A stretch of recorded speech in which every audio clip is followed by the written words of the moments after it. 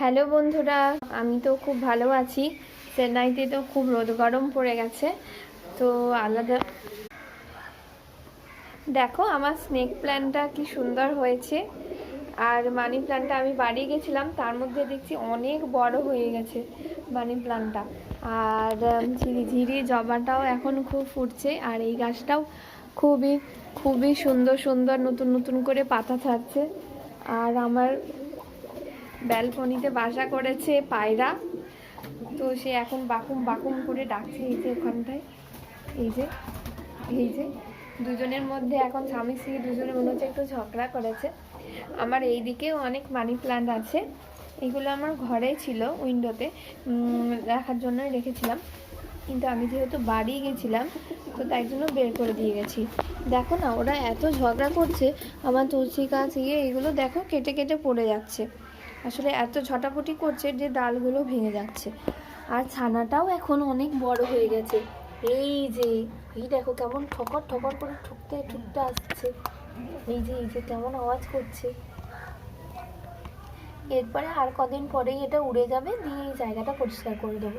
আসলে ডিমটা ছিল তো ওই জন্য পরিষ্কার করিনি, খারাপ লাগছিল। তারপরে ডিম ফুটে বাচ্চা হয়ে এত বড় হয়ে গেছে, কেমন ঠকঠক ঠকঠক করছে।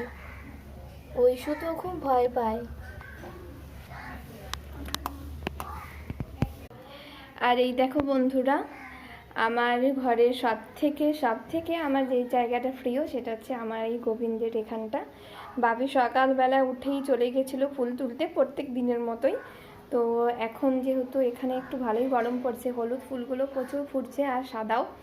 তো আজকে হলুদ আর সাদা দুটো মিশিয়ে মালা করে গোবিন্দকে দিয়েছি। এই যে গোবিন্দকে সাজিয়ে দিয়েছি।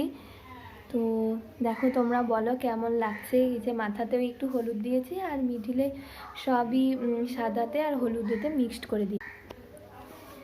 এখানে আসলে এত ফুল পাওয়া যায় যে তোমার ফুলের জন্য কোনো চিন্তা নেই, তুমি যত খুশি মন ভরে দিতে পারো। আর আমি প্রত্যেক দিনই সময় বের করে গোবিন্দর জন্য মালা করি। সে তোমরা জানো আমি খুব ভালোবাসি গোবিন্দকে। যদি কোনো কারণে একদিন মালা না করে গেঁথে দিতে পারি, আমার মনটা খুব কষ্ট হয়।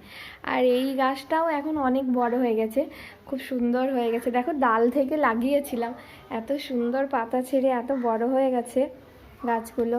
আর এইখানটাতে আমার এই লাইটটা যখন পুজোর সময় আমি জ্বালিয়ে দিই, এই জায়গাটা আমার ভীষণ ভীষণ প্রিয় একটা জায়গা। এইবারে রুমটা এত বড় পেয়েছি, সেই জন্য এখানটা খুব ভালো লাগে, তোমরা জানি।